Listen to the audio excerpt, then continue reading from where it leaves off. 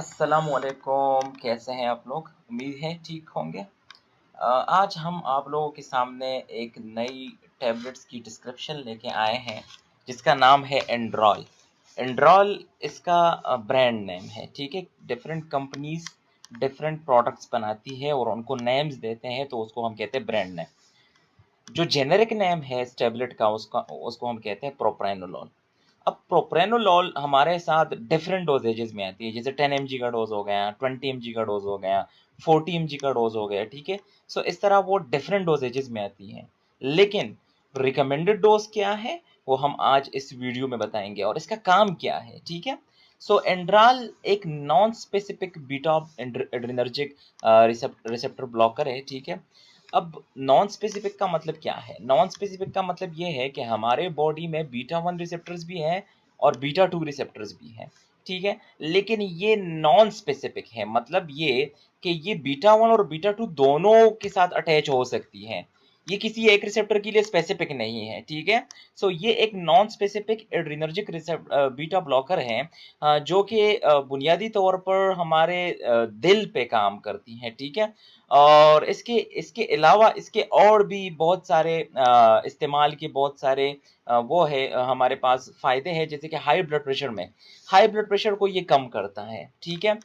इसके अलावा जो हमारे साथ एंजाइना का अटैक है, ठीक है, सीने में जब दर्द, लेफ्ट साइड पे जब दर्द आ जाता है, ठीक है, एंजाइना अटैक आ जाता है, तो उसको भी ये कम करता है। इसके अलावा ये हमारे साथ रिदमिया जो होती है, जो कि आपका दिल का बेकायदा धड़कना, ठीक है, सो उसको कंट्रोल करता है। इसके अलावा ये दिल के दौरे में भी हमारे साथ क्या है, दिल का दौरे के बाद मौत की शरह को कम करता है, ठीक है। अगर सपोज किसी को दौरा पड़ता है, तो अगर आप उस टाइम उसको ये दे देते हो, तो ये मौत की शरह को क्या करते हैं, वो कम करती हैं। इसके अलावा ये माइग्रेन की रोकथाम में भी काम आती है। जो हमारे साथ माइग्रेन होता है, हेडेक, माइग्रेन हेडेक होता है, उसमें भी ये कारआमद है, ठीक है, उसको रोकता है। इसके अलावा हमारे साथ इसकी एक और इस्तेमाल होती है, जिसके लिए ये मार्केट ने ये उस मकसद के लिए नहीं बनाई है, लेकिन वहाँ भी इसके बहुत सारे फ़वाइद हैं। जैसे एंग्जायटी हो गई, ट्रेमर्स हो गए, ठीक है, परेशानी, हमारे साथ हिचकिचाहट, ठीक है, या सोशल एंग्जायटी डिसऑर्डर्स हो गए, या परफॉर्मेंस एंग्जायटी डिसऑर्डर्स हो गए। जैसे लेट्स सपोज कुछ लोग होते हैं जिनको स्टेज पे जाने से डर लगता है, प्रेजेंटेशन से डर लगता है, ठीक है, तो वो उस प्रेजेंटेशन से या उस जो सूरत आ रहा है उससे पहले अगर वो 1 घंटा पहले ये टैबलेट 10 mg का टैबलेट ले ले, तो ये बहुत ज्यादा करामत साबित होता है, ठीक है। सो जैसे मैंने आप लोगों को पहले बताया कि एंड्राल जो कि हमारे साथ बीटा 1 और बीटा 2 दोनों रिसेप्टर्स को ब्लॉक करता है, जिसके नतीजे में हमारे साथ दिल की धड़कन और कुव्वत में कमी पैदा हो जाती है। इसके अलावा हमारे पास जो सिंपैथेटिक आउटपुट और जो हमारे साथ रेनिन के अखराज में कमी पैदा करती हैं। और इसके अलावा हमारे साथ जो ब्रोंकियल हमारे जो फेफड़े हैं, वहां पर हमारे साथ बीटा 2 रिसेप्टर्स होते हैं, तो वहां पर भी ये अटैच हो जाते हैं, तो वहां पर भी ये आराम पैदा करती है। मतलब अगर लेट्स सपोज टिकेपनिया में है एक पेशेंट और वो बहुत ज्यादा तेजी से सांस ले रहा है, तो उसको भी ये कम करती हैं। इसके कुछ साइड इफेक्ट्स भी है, जैसे थकावट, चक्कर आना, ब्रेडिकार्डिया, दिल की धड़कन का बहुत ज्यादा कम होना, हाइपोटेंशन, लो ब्लड प्रेशर, सर्द आजा यानी हाथों की उंगलियों का और पाँव की उंगलियों का, ज्यादातर हमारे से जो पेरिफेरल ऑर्गन्स है वो उनको बहुत ज्यादा वो कोल्ड हो जाते हैं, ठीक है। इसके अलावा हमारे पास हमारे साथ जो गेस्ट्रो इंटेस्टिनल ट्रैक्ट में भी ये इफेक्ट करता है, जैसे नाजिया एंड वोमिटिंग के सिम्टम्स ये पेशेंट्स में पैदा करते हैं। इसके अलावा नींद में मुश्किल, इंसोम्निया के सिम्टम्स आ जाते हैं जो लोग इस टैबलेट्स को इस्तेमाल करते हैं। बहुत ज्यादा जो मौजर असरात है, जिसको हम एडवर्स इफेक्ट कहते हैं, तो अगर लेट सपोज इसको आप बहुत ज्यादा मकदार में ले ले, तो आपको शदीद हाइपोटेंशन हो सकता है, यानी बहुत ज्यादा ब्लड प्रेशर में कमी, जिसकी वजह से आप बेहोश हो सकते हैं। इसके अलावा हार्ट फेलियर तक लेके जा सकती है ये टैबलेट। ब्रोंकोस्पाज्म अगर लेट सपोज बहुत ज्यादा हो गया, तो आप सांस लेने के काबिल नहीं हो जाओगे।